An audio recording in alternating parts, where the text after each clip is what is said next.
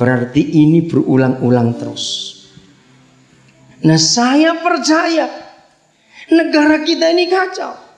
Saudara, pemilu 2004 saya nggak punya iman untuk menjawab siapa yang dipilih nanti akan buat negara ini aman. Saya sebagai rakyat menurut harapan lebih baik kepada saudara daripada pemerintah yang pusat tapi masih kacau seperti ini. Dengarkan. Mengapa? Sebab komisi pemilihan umumnya saja sudah mata duitan dari belum apa-apa. Saya nggak bisa mikir KPU bisa minta rumah kepada pemerintah seharga hampir 2 miliar. Ini belum pemilu.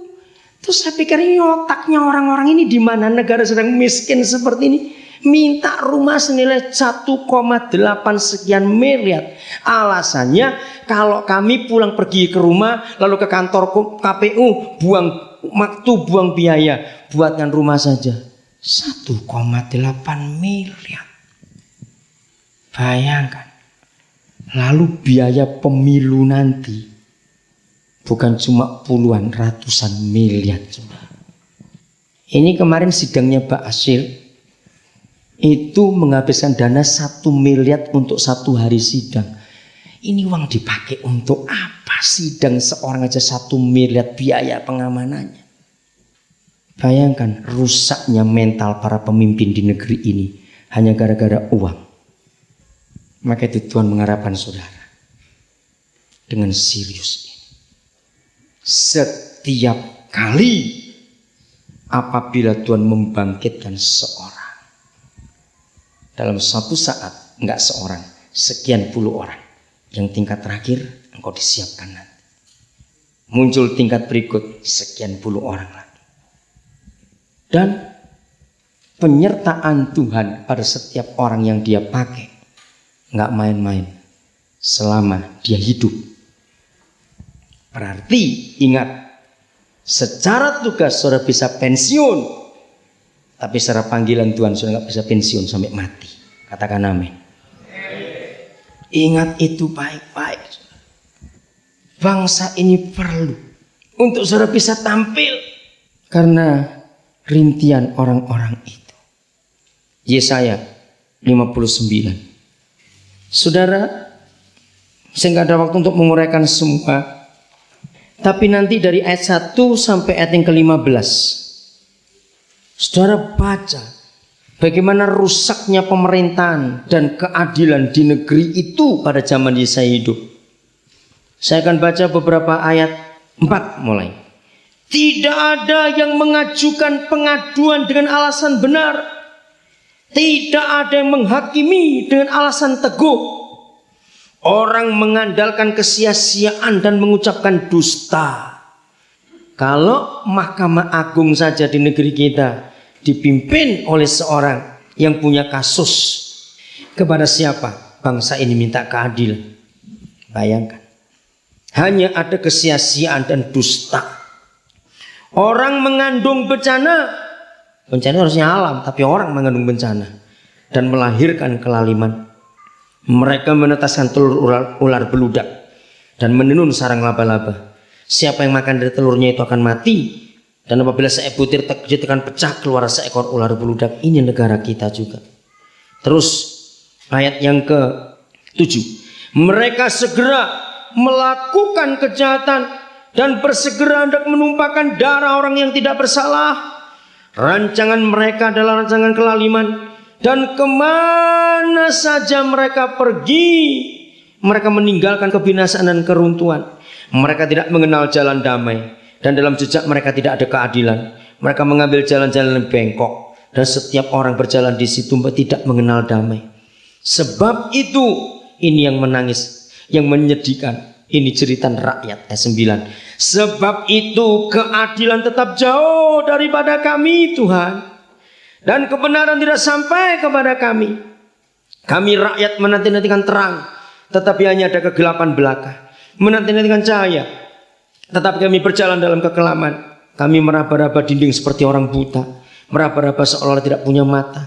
Kami tersandung di waktu tengah hari, seperti di waktu senja. Duduk di tempat gelap seperti orang mati. Kami sekalian meraung seperti beruang. Suara kami redup seperti suara burung merpati. Enggak terdengar lagi, sudah habis suara rakyat menangis di negeri ini. Kami menanti-nantikan apa? Tetapi tidak ada. Menanti-nantikan keselamatan, pertolongan, tetapi semua itu jauh dari kami. Sungguh dosa pemberontakan kami banyak di hadapan-Mu, dan dosa kami bersaksi melawan kami. Sungguh kami menyadari pemberontakan kami, dan kami mengenal kejahatan kami. Kami telah memberontak dan mungkir terhadap Yahweh, dan berbalik dari mengikuti Tuhan kami. Kami merancangkan pemerasan dan penyelewengan, mengandung dusta dalam hati dan melahirkannya dalam kata-kata. Nah, perhatikan ayat 14. Saya mau ajak saudara baca sama-sama. 1, 2, 3. Hukum telah terdesak ke belakang, dan keadilan berdiri jauh-jauh. Sebab kebenaran tersadung di tempat umum, dan keputusan ditolak orang. Saya teruskan.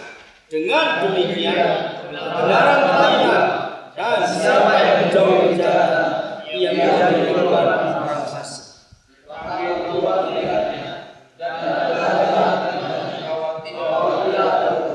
Garis bawahi kalimat terakhir ayat 15. Ketika Tuhan melihat ini, Dia berteriak, berarti tidak ada hukum lagi, saudara.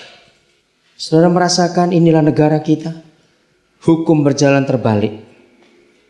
Semua hanya kecurangan yang dilakukan. Nah, yang luar biasa dalam kondisi negeri seperti itu, ayat 16 saudara perhatikan. Ini kuncinya. Inilah harapan Tuhan kepada saudara. Ia melihat bahwa tidak seorang pun yang tampil. Nggak ada pada waktu itu. Semua sibuk untuk urusan perutnya sendiri, nggak ada yang tampil. Ia tertegun karena tidak ada yang membela. Kata advokat pengacara itu muncul pada ayat ini, saudara. Nggak ada yang mau jadi pembela buat rakyat yang tertindas dan tidak dibela keadilannya itu. Ia tertegun. Tapi saya percaya untuk tahun-tahun ke depan dia nggak akan tertegun. Karena dia mendapatkan saudara sekian ratus orang ini. Amin. Yang akan ditampilkan buat bangsa ini. Untuk menjalankan keadilan. Ingat saudara. Saudara adalah pintu pertama. Untuk kami rakyat Indonesia dapat perlindungan. Sebelum kami menembus pintu-pintu yang di belakang saudara. Apabila pintu pertama. Itu rakyat sudah tertolong aman. Luar biasa. Ingat ini. Sungguh Tuhan sangat membutuhkan kebenaran ini dinyatakan.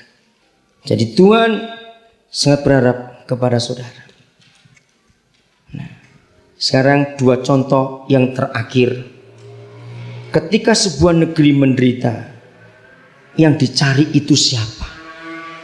Pertama kita lihat Keluaran pasal yang kedua. Mulai ayat 1. Nah, pasal pertama saudara nanti baca, itu berbicara tentang penderitaan Israel. Mereka menderita bisa-bisaan di tangan Firaun. Nah, di dalam penderitaan itu ditulis begini. Seorang laki-laki dari keluarga Lewi kawin dengan seorang perempuan Lewi, lalu mengandunglah ia dan melahirkan seorang anak laki-laki dan seterusnya. Siapa anak laki-laki di sini? Musa. Saudara, di dalam sejarah dunia tidak ada tokoh sehebat Musa. Musa ini satu-satunya tokoh di dunia yang seluruh dunia itu menerima. Tidak semua tokoh diterima oleh negara-negara di dunia. Mengapa Musa itu diterima sebagai satu-satunya tokoh secara universal? Sebab Musa adalah orang pertama yang menemukan prinsip-prinsip dasar hukum pidana dan hukum perdata di dunia. Jadi sejarah hukum menulis, sebelum Musa tidak pernah ada orang sempat berpikir hukum pidana dan perdata. Musa orang pertama. Jadi bukan cuma diakui di dunia agama Islam maupun agama Kristen maupun agama Yahudi, Tetapi Musa diakui oleh